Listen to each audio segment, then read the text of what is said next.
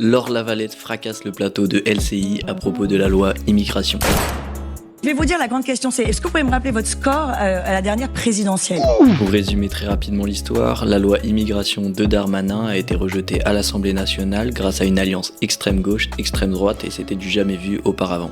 La gauche trouvait la loi trop dure pour les étrangers et la droite c'était l'inverse. Au final, une nouvelle version du texte a été reproposée à l'Assemblée et cette fois-ci acceptée par la droite et l'extrême droite. On peut dire que la gauche a tout perdu, elle s'est faite complètement écraser par le reste de l'Assemblée. Tu crois que c'est du respect ça? Tu crois que c'est du respect mon garçon?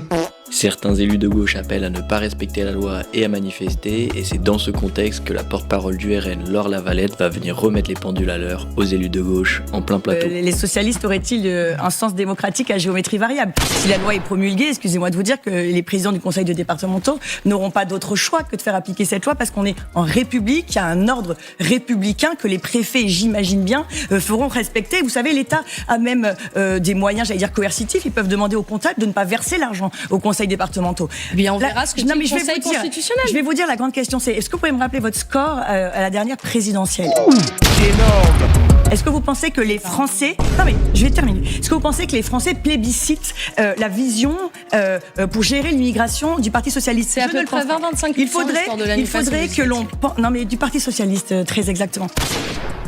Alors dans cette vidéo, on va voir ensemble comment arrêter un ordinateur dont le Windows est complètement planté. Nous ne lâcherons rien. Évidemment, on est dans une période juste avant les fêtes, donc là, la mobilisation est compliquée. À partir de la rentrée de janvier, nous serons sur le terrain, nous allons manifester. BTDR, t'es qui? Si tu as aimé la vidéo, n'hésite pas à liker et partager, ça aide beaucoup la chaîne et comme disait Macron... J'ai pas fini le travail, parce que je tiens à vous rassurer, j'ai encore 3 ans et demi devant moi. Et je veux aussi vous rassurer, je compte pas m'arrêter.